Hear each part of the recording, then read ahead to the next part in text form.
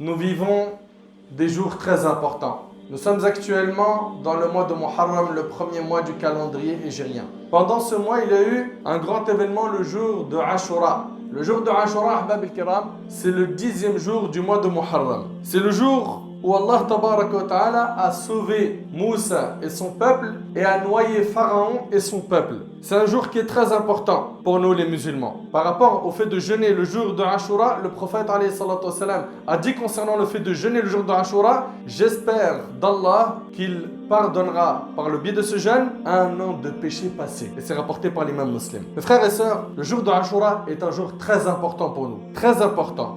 Car Allah Tabaraka wa Ta'ala a sauvé le prophète Moussa de Pharaon ce jour-là. Dans le recueil de l'imam al-Bukhari, rahimahullah, lorsque le prophète émigra à Médine, il trouva les juifs en train de jeûner le jour de Ashura. Il leur demanda, qu'est-ce que ce jour que vous jeûnez? Ils répondirent, c'est un grand jour durant lequel Allah sauva Moussa et son peuple et noya Pharaon et son peuple. Moussa le jeûna alors pour remercier Allah, donc nous le jeûnons également. Le prophète dit, nous sommes plus dignes de nous réclamer de Moussa que vous. Il jeûna ce jour et ordonna de le jeûner. Ahbab al-Kiram, le prophète a donc jeûné ce jour. Il a dit également dans le hadith rapporté par l'imam muslim, si je suis vivant jusqu'à l'an prochain, je jeûnerai le 9e jour, c'est-à-dire qu'il ne jeûnera pas que le 10 du mois de Muharram, mais qu'il jeûnera un jour avant, le 9, afin de se différencier de la pratique des juifs. Ahbab al-Kiram, Allah Tabaraka wa Ta'ala nous parle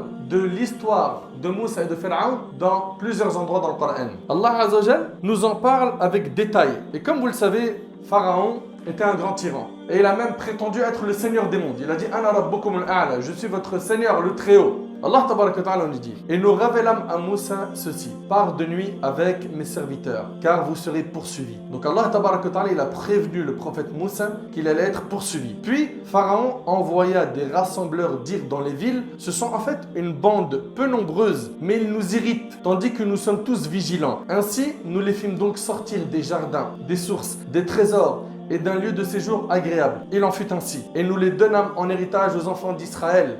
Au lever du soleil, ils les poursuivirent. Donc Pharaon poursuit les croyants. Puis, quand les deux parties se virent, les compagnons de Moussa dirent, nous allons être rejoints. Essayez d'imaginer la scène. Vous êtes poursuivis par une grande armée. Un tyran sanguinaire qui vous poursuit avec son armée et vous vous retrouvez devant la mer et derrière vous il y a l'ennemi. Et là les croyants dirent à Moussa, nous allons être rejoints. Et regardez la confiance en Allah qu'avait le prophète Moussa. Vous vous êtes déjà retrouvé dans une situation où vous êtes devant un mur, où vous vous dites mais comment je vais m'en sortir? Si tu as confiance en Allah subhanahu wa ta'ala, sache qu'Allah subhanahu wa ta'ala va t'aider, va te soutenir, comme il a soutenu le prophète Moussa alayhi salam. Le prophète Moussa, confiant qu'Allah il est avec lui, il a dit à son peuple, jamais on va être rattrapé, car j'ai avec moi mon Seigneur qui va me guider. Allahu Akbar. Est-ce que nous on a cette même confiance en Allah subhanahu wa ta'ala dans les moments d'épreuve? Est-ce qu'on a cette pleine confiance en Allah? Est-ce qu'on garde en tête que le seul qui peut nous sortir de cette épreuve, de cette difficulté, c'est lui Azza wa Jal?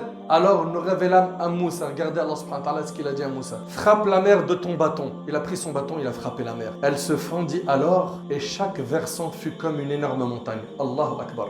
La mer s'est divisée en plusieurs chemins et la mer ressemblait à des montagnes. Je ne sais pas si vous arrivez à imaginer. Et ça, c'est dans le Coran. Chaque versant fut comme une énorme montagne. Nous fîmes approcher les autres, Pharaon et son peuple. Donc Moussa alayhi salam, il passe, il traverse, il arrive de l'autre côté. Lui et son peuple sont en train de regarder l'armée de Pharaon qui sont en train de les poursuivre. Nous fîmes approcher les autres, Pharaon et son peuple, et nous sauvâmes Moïse et ceux qui étaient avec lui. Ensuite, nous noyâmes les autres. Voilà bien là un prodige. Mais la plupart d'entre eux ne croient pas. Et ton Seigneur, c'est en vérité lui le Tout-Puissant, le Très Miséricordieux. Subhanallah, Moussa alayhi salam, il n'a pas faibli. En frappant avec son bâton au sol, les historiens disent que plusieurs chemins se sont tracés pour eux. La mer ressemblait à des montagnes qui étaient à leur côté. Subhanallah, Allah Tabaraka wa Ta'ala a fait cela. Et Allah Azza wa Jal a fait que la terre sur laquelle ils sont passés était sec. Allah Azza wa Jal il nous dit, trace-leur un passage à sec dans la mer, sans craindre une poursuite et sans éprouver aucune peur. Quand Moussa passe de l'autre côté, il prend son bâton et il refrappe le sol. Pourquoi? Pour que la mer se ferme sur Pharaon. Et Allah Subhanahu wa Ta'ala dit à Moussa, laisse la mer calme, telle que tu l'as franchie. Ce sont des armées vouées à la noyade. Donc Allah Subhanahu wa Ta'ala a demandé à Moussa de ne pas refrapper avec le bâton, de laisser cela et que Allah subhanahu wa ta'ala allait les noyer. Pharaon, il arrive devant la mer, lui qui est orgueilleux, lui qui est connu pour être un tyran. Vous savez qu'est-ce qu'il dit à ce moment-là? Il dit: vous voyez ce qui se passe devant vous là? Ça c'est mon œuvre, c'est moi qui a fait ça. De l'orgueil jusqu'au bout, subhanallah. Et Allah tabaraka wa ta'ala a refermé la mer sur Pharaon et son peuple. Et lorsqu'il a vu la mort, et là, wallahi mes frères, ainsi que vous mes sœurs, j'aimerais bien que vous soyez très attentifs à ça. Lorsqu'il a vu la mort, il s'est réveillé. Et il a voulu revenir vers Allah et se repentir. Mais c'est trop tard. Allah Azza wa Jalla, il nous mentionne cela, il nous dit, et nous fit traverser la mer aux enfants d'Israël. Pharaon et ses armées les poursuivirent avec acharnement et inimité. Puis quand la noyade l'eut atteint, c'est-à-dire la noyade elle a atteint Pharaon, il a dit: Amantu annahu la ilaha illa alladhi amanat bihi banu Israël wa ana minal muslimin. Il a dit: je crois qu'il n'y a d'autre divinité que celui en qui ont cru les enfants d'Israël et je suis du nombre des soumis. Ça y est, je suis musulman. Et là, Allah subhanahu wa ta'ala lui a répondu dans le Coran. Il a dit: maintenant, alors qu'auparavant tu as désobéi et que tu as été du nombre des corrupteurs. Et il y a des gens, malheureusement, on dirait ils attendent le trop tard pour se repentir.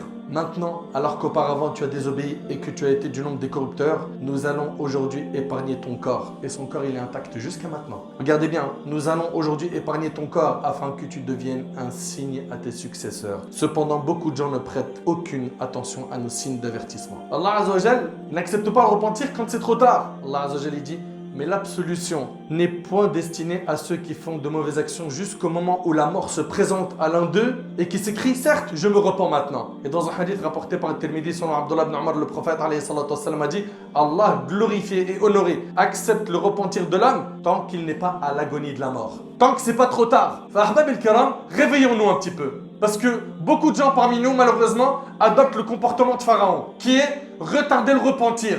Retarder le repentir, c'est gravissime. L'examen de conscience doit t'accompagner jusqu'à ta tombe. Il a cru en Allah au moment où c'était trop tard. Et ici, on a plein de leçons. 1. Allah n'abandonne pas ses alliés. Allah n'a pas abandonné Moussa alayhi salam. 2. Chaque croyant qui appelle Allah subhanahu wa ta'ala doit goûter à des grandes épreuves. Ceux qui appellent Allah tabaraka wa ta'ala doivent être solides. Qu'Allah azza wa jalla nous raffermisse. Et qu'Allah subhanahu wa ta'ala fasse qu'on ne dévie pas jusqu'à notre mort.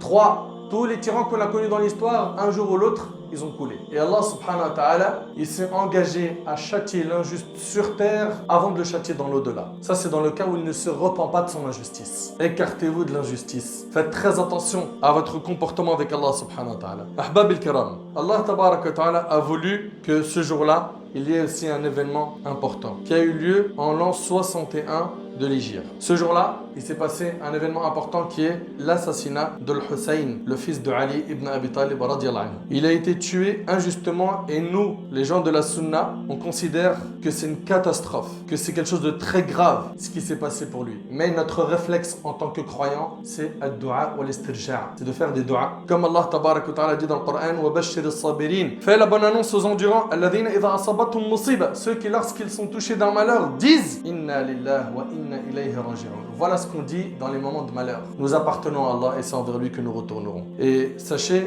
qu'avant le Hussein, il y a eu des gens meilleurs que lui qui ont été tués. Son père, Ali, radiallahu anhu. Également, Uthman, radiallahu anhu, il a été tué. Omar ibn Khattab, il a été tué. Et meilleur que ses compagnons, il y a eu des prophètes qui ont été tués. Ce qui nous est demandé dans ces moments-là, de malheur, de tristesse, c'est quoi? Al-istirja', de dire inna lillahi wa inna ilayhi raji'un. As-sabr, de patienter. Et il y a malheureusement deux catégories de personnes qui ont exagéré face à la mort d'Al-Hussein. Le premier groupe est celui qui manifeste beaucoup de tristesse le jour de Ashura. Et une tristesse tellement intense qu'ils vont jusqu'à se blesser avec des couteaux ou d'autres choses. Et tout cela, ça ne fait pas partie de l'islam. Le prophète alayhi salatu wassalam, dans le hadith rapporté par Muslim d'après Abu Malik al-Ash'ari radiyallahu anhu, le prophète a dit: il y a 4 choses qui sont présentes dans ma communauté et qui font partie des choses de la jahiliya. Il ne les délaisse pas. Le fait de se vanter de ses ancêtres, le fait de critiquer la généalogie, la demande de pluie aux astres et les lamentations. Non, on ne se lamente pas.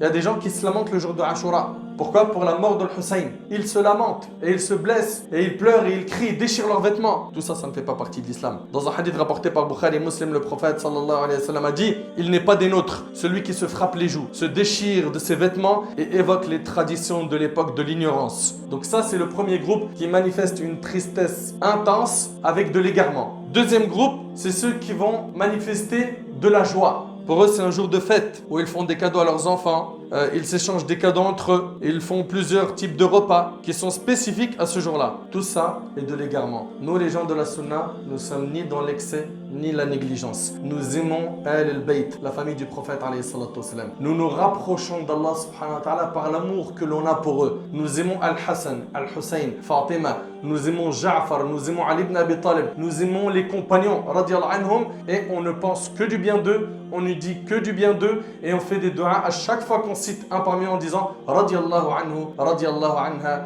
radiyallahu anhum ajma'in et on espère qu'Allah tabarak wa ta'ala nous ressuscitera en leur compagnie le jour du jugement avec le prophète sallallahu alayhi wa sallam. Gardez en tête également que Ashura c'est un jour où on jeûne et on jeûne le 9 et le 10 et vous savez souvent on entend dans tel calendrier on ne sait pas le 10 est-ce que c'est tel jour ou tel autre et bien par précaution jeûne un jour avant et un jour après comme ça c'est réglé, tu auras gagné plusieurs choses, tu auras jeûné Ashura et en jeûnant Ashura c'est un an de péchés passés qui partent et également tu auras jeûné 3 jours par mois et le prophète alayhi salatu wassalam, il nous a recommandé de jeûner 3 jours par mois. En faisant cela tu as la récompense d'avoir jeûné un mois complet parce que la bonne action elle est multipliée par 10. En jeûnant 3 jours c'est comme si tu en avais jeûné 30. Qu'Allah subhanahu wa ta'ala nous rapproche de lui, qu'Allah subhanahu wa ta'ala nous pardonne nos péchés, qu'Allah subhanahu wa ta'ala fasse de nous des gens pieux. Allah subhanahu wa ta'ala yanfa'ani bima qultu wa yanfa'akum bima sami'tum. Subhanak Allahumma bihamdik ashhadu an la ilaha illa anta astaghfiruka wa atubu ilayk wa akhiru da'wana alhamdulillahi rabbil alamin.